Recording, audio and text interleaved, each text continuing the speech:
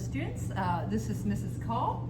I'm your Math 127 instructor for the rest of the semester. And we're doing this course online because we're in the midst of a pandemic. So hopefully this instruction will help assist you with some of the worksheets I post online to Canvas, which is a site we'll be communicating with and doing a lot of our online learning. So online so far we have worksheets and video examples posted through XYZ textbooks and many other sources I've linked up. So to start, we're going to look at this some of our sections, chapter 10. We're going to go section by section, and I kind of write them by topic. So right now we're just going to do the topic roots and radicals. So to start with, the question is, how do we interpret these mathematical symbols and understand what they mean? So what does this symbol, which is a square root, this symbol, the cube root, fourth root, fifth root, what do those mean? So in general, what we want to think about is this symbol, the square root, it translates to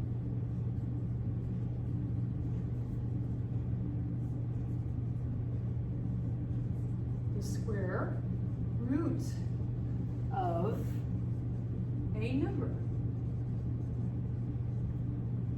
Okay, that's a direct translation of this symbol.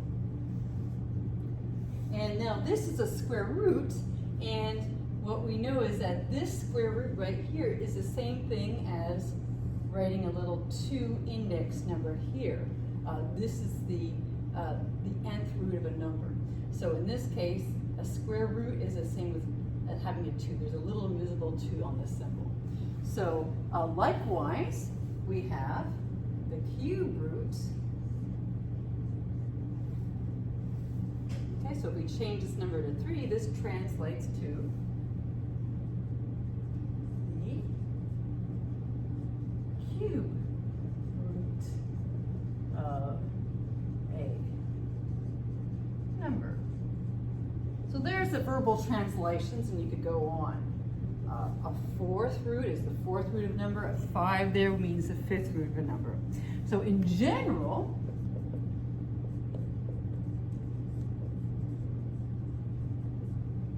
we have this notation. We say that the nth root of a real number A translates to what number multiplied by itself will give you the number inside. So the translation here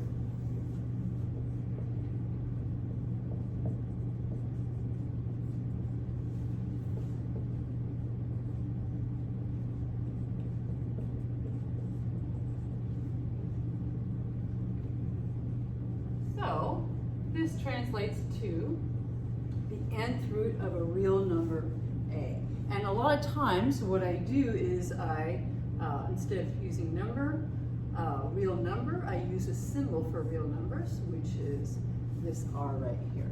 And also be aware that a lot of times in place of number, I might put the pound symbol, okay, to have a little less writing to have to do.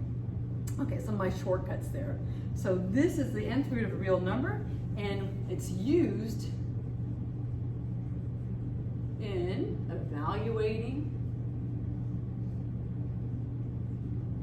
simplifying,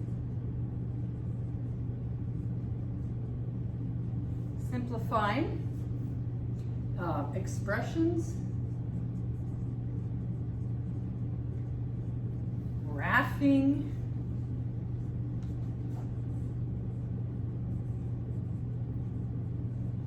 solving equations, etc. So we use these roots come up a lot in a lot of mathematical operations and in a lot of context in mathematics.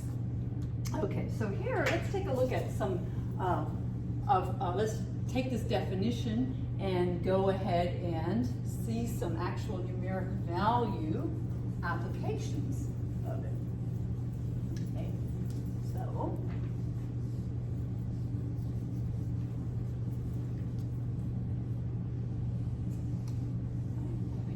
ourselves a lot more space here. And let's look at some simple roots. So here's some overview examples. Okay, so number one, if we have square root of 4, so as I stated, there's a 2 here. This is equivalent to saying the square root of 4. The interpretation is, what number multiplied by itself twice will give us 4? So the question we ask ourselves is, what number multiplied by itself twice yields 4? Okay. So we know our properties of numbers and our exponents. We know that 2 times 2 gives us 4. So the root of 4, the square root in this case, is just equal to 2. Okay, some other values we want to look at. What is the square root of a real number that we don't know, like a variable? Let's say we have the square root of x squared. Well, that just gives us the output x, because by our rules of exponents, and that's something that you want to review, is your rules of exponents, your multiplication, your division, and your power rule for exponents. We know that since x to the first times x to the first is equal to x to the 1 plus 1, which gives me x squared, then this means that the output of this expression is just x.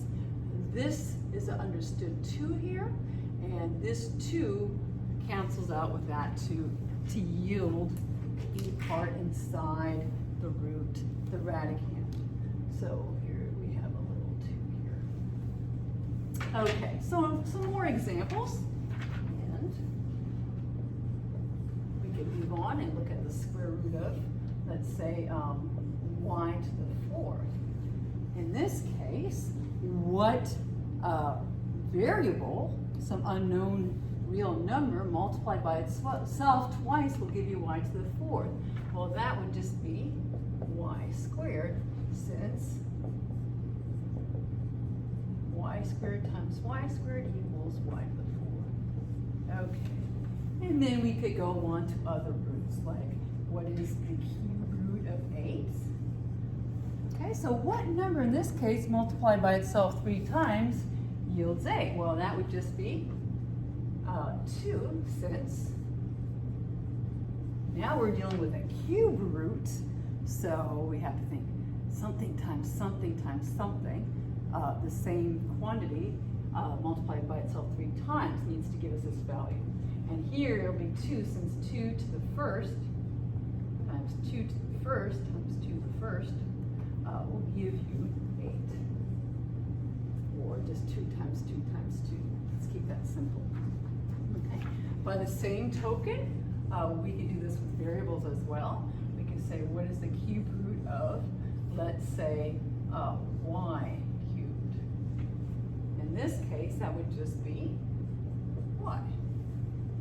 And what about some 4th roots? What if I had the 4th root of a number? So you'll get really good at knowing your powers of numbers. Let's think of a number like 16. That is a perfect 4th root. The 4th root of 16 will just be 2, since 2 times 2 times 2 times 2 gives you 16. Okay, and one more, just for fun. What is the 4th root of, let's say, x to the 4th? In that case, that will just be x. Okay, just to give you a good template to follow.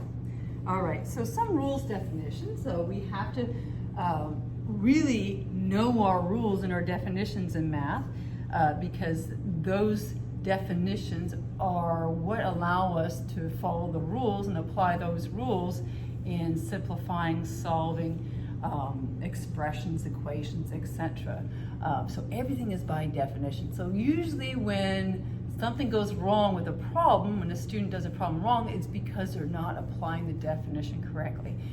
Maybe they don't know the definition thoroughly. And I always say, go back to the basic definition. It should be stated simply, and it's really what sets the template on all the problem solving. So let's go ahead and look at some more definitions here, and then we'll apply them to more problems and some of the problems I have put together for you on the worksheet. So roots and radicals.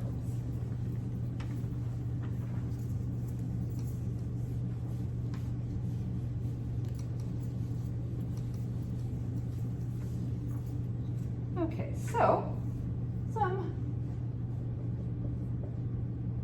rules and definitions for roots and radicals, which sounds like something organic, organic math.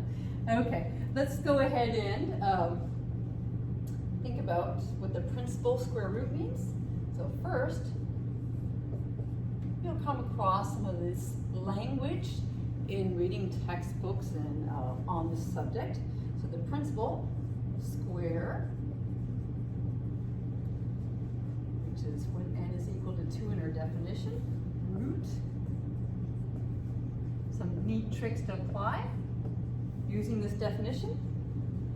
So the principal square root is if A is a non-negative.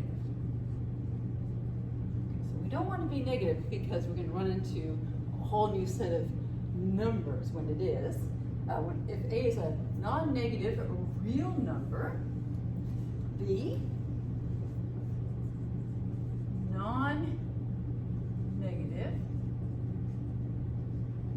the non-negative real number B is such that, and I'm going to address my shortcut for writing such that, or it's commonly stated as S dot T. So I'll be using that in the future a lot to save some space. Is such that B squared equals A,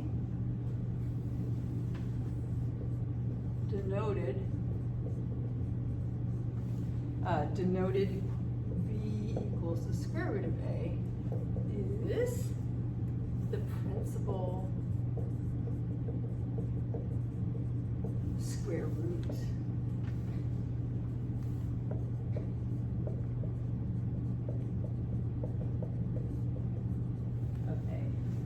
Okay, so there's a lot in this statement. So the idea is we want to equate that some number squared gives us what we see underneath the radical. So when we take the square root of that number, we're trying to find that root. So this and this are related in this definition. So how do we apply that a little further? Well, we've seen some application, but what this means now is it says thus, if we have the square root of A squared, this just yields the absolute value, which means the positive output of whatever this is. So we don't know what this number is squared. Maybe it was a -2, maybe it was a +2 that was squared.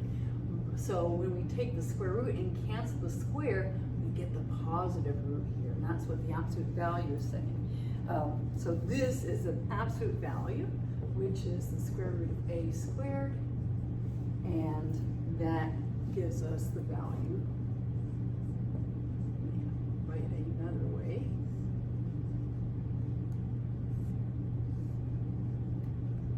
Of saying this is the same thing too. We'll get back to that, sorry. Okay, we'll leave it there, we won't add too much there. So anyways, the square root of A squared gives us the positive value of A, and this is the same as this notation. Okay, so how to apply this definition. Okay, and that's what we're interested in doing, is looking at the huge problem set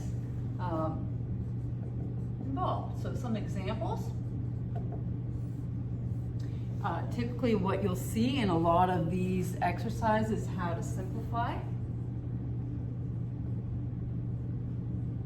And your textbook or the worksheet or other textbooks will say simplify the following radicals, simplify the following expressions, etc. So the main thing is how to simplify something that is like the square root of, let's say, 1 to start with. We know that's just going to be 1 from earlier terms. But if we go on, we say, what is the square root of, let's say, z squared? Well, we know that's z. But what if we have something like, what is the square root of -1 squared? Okay. So instead now if we add a little bit more to this and put a -1 in there, that becomes squared. When we take the root of that, by our definition it says the root is always going to be positive. So when we square a -1, it becomes +1, and the root of that is just going to be a 1. So some more examples in how to apply that. I'll let you think that over for a minute while I take a little more space, and I'm going to write our title up here. Roots and radicals. And this is just in general some good algebra tips that can be applied to other classes too. Okay, so let's do some more examples here. So the cube root of -1 squared. Now what if we had that was the square root of -1 squared. That was just number 3. What if we had the square root of -1?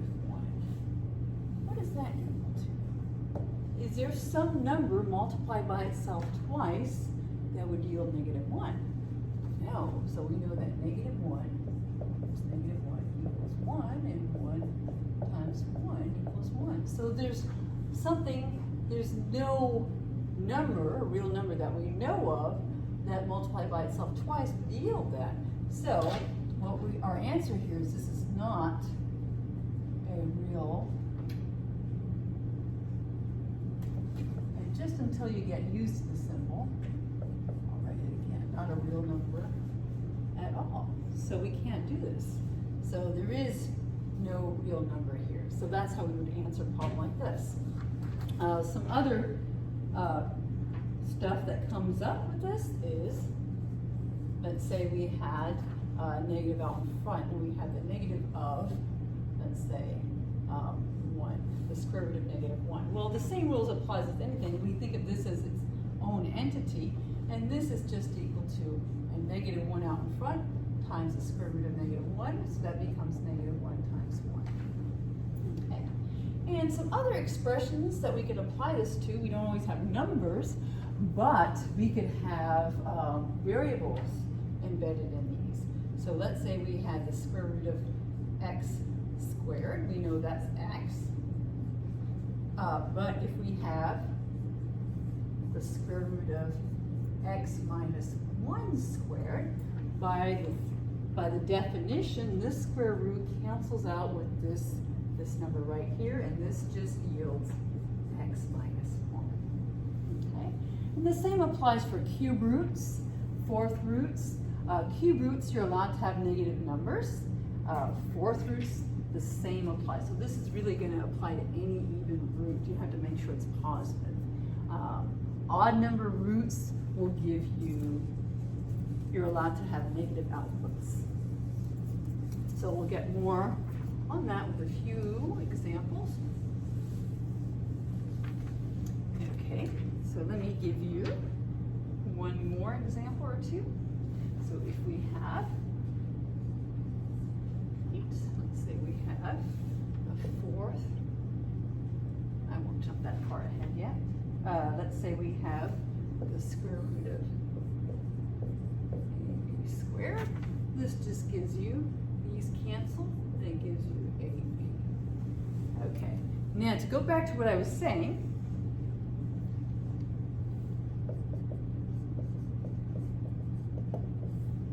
things we want to know is that higher roots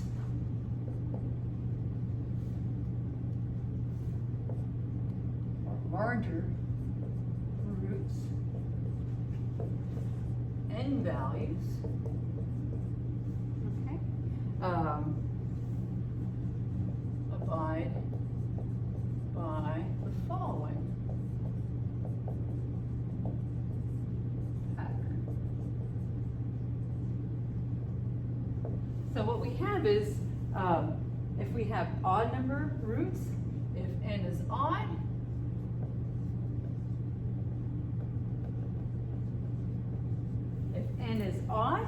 we can take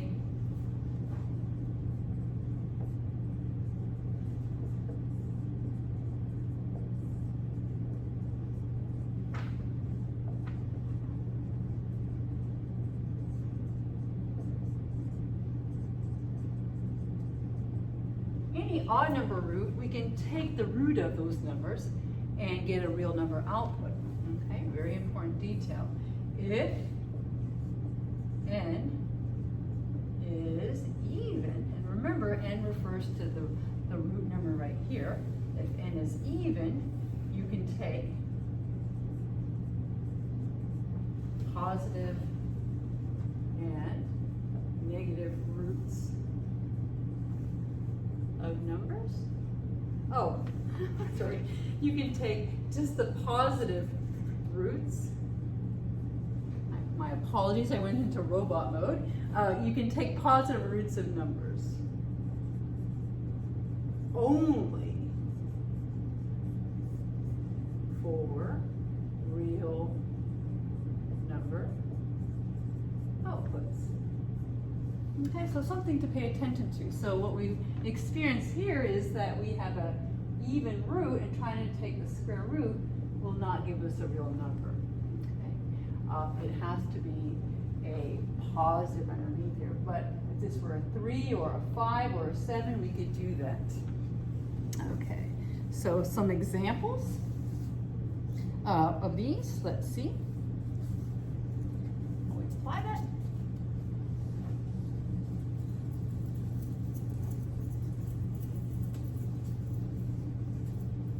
Let's write some examples of n greater than 2, 4, and root of a. Let's see. So if we were to simplify, number 1, and we had the cube root of, let's say, x cubed, we know is x. But if we had 2, the cube root of -8, we would get -2 out of that.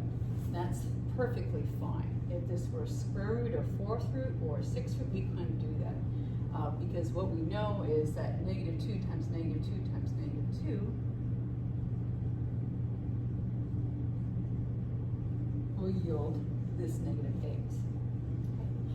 Some other examples of applying our former definition, if you take the cube root of, let's say a negative, have a little twist here. Let's say we had a negative in front of x plus 3 cubed. Well, since we could take the cube root of a negative, and we could take the cube root of this quantity and cancel out the cubes, this whole thing will yield a negative x plus 3. And to emphasize that,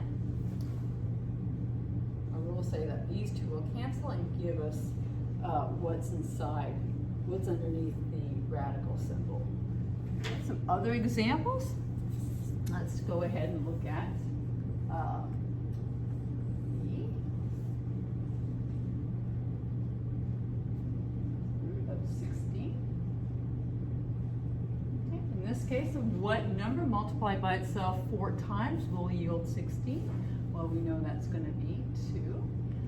But what if we had something like this? The fourth root of -16. Well, this is not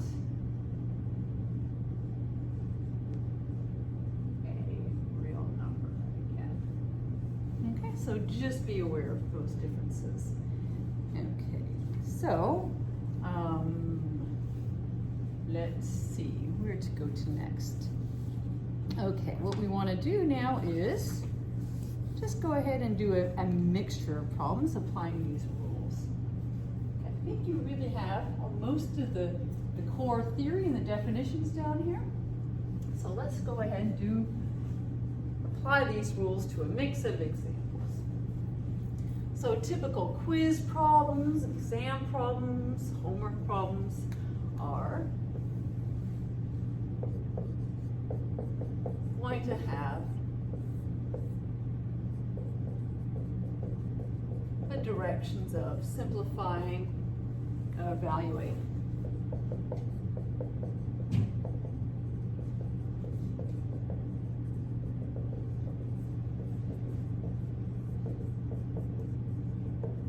And I'm going to take some examples from the worksheet. Let's evaluate when we can. Evaluate means find the number of value. So we're expecting to have a number quantity churn out of that problem. But sometimes all we can do is simplify if we have variables involved. So let's go ahead and start with some problems here. Let's see. Let's go ahead and look at the cube root of -27. So what we want to think about is what number multiplied by itself 3 times will give you -27? Well, that would just be -3, right? Since -3 times -3 times -3 gives you 27. 2. What if we have, let's say,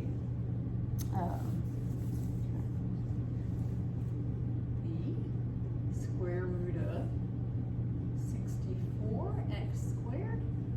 In this case, we want to find the combination that multiplied by itself twice will give you this. In these problems where you have numbers and variables mixed together, I like to break it down. We could apply our rules of multiplication, and this is connected underneath the radical. They're connected by multiplication, so we could write this as 2 separate radicals. This is equivalently the same thing as saying the square root of 64 times the square root of x squared. I find that doing this helps break it down into steps and help you achieve the correct solutions a little easier. So everyone's different in their approach on how they do these. Some people like to do it all at once, take the square root of the entire thing. Some people like to break it down to the number portions and the variable portions. So this becomes the square root of 64, which is just 8, and times the square root of x squared, which we know is x, so the whole thing is 8x. And we could double check. Checking is always good. Usually it's more important for more complex problems. But here, we want to ask ourselves, does 8x multiplied by itself twice yield 64x squared? And let's see, 8x times 8x is equal to 64x squared. Yes. So that works. Okay. Okay. Let's move on to some more problems. And then we'll sign off for roots and radicals. So a few more problems here. I'll look at some of the ones on our worksheet. Let's take a look at B, so 3.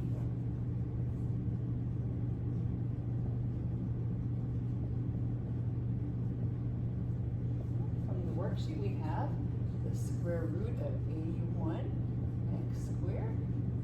This is equivalent to the square root of 81 times the square root of x squared, which is, this is 9 and this is x. Okay. And that gives us the answer. We could check that one as well. 4, let's go ahead and do this from the worksheet as well. And here we have the cube root of 27 times x minus 1 cubed. In this case, we can take the cube root of the 27, the cube root of this quantity, and we should get our output. So this is the same thing as saying the cube root of 27 times the cube root of x minus 1 cubed. So So this should yield 3 times x minus 1. So what you don't want to do is multiply this out 3 times and then try to figure out what the cube root is. With roots, we want to keep it in multiplication parts as much as possible because it allows us to simplify that way. Now for our one last challenge. Problem that's also under worksheet. Let's go ahead and look at something that has a fraction in it. So if we have the cube root, let's say, of 27 x cubed over y to the 12. Okay, there's a problem that's in our worksheet like this, and it's important to make it clear what's underneath the root. Otherwise, some people might interpret the root as just on the top, and this doesn't have a root. So anything underneath the radical symbol indicates that it's a root. So in this case, what I'm going to do is break it down by numerator root and denominator root. So the cube root of this whole thing can be broken down into the cube root of 27 x cubed over the cube root of y to the 12. Okay? And what we do is we say, what we have our combinations here. I'm going to kind of skip those steps because we did those earlier. The cube root of 27 is just going to be 3 times 3 times 3 is 3. Cube root of x cubed is just x. And on the bottom we have y to the 4th because y to the 4 times y to the 4 times y to the 4 gives you 12. So that's another type of problem. That would be our solution here. I should circle my solutions. And I do want to add one more of the negatives. Let's go ahead and add a problem here. Let's say that we have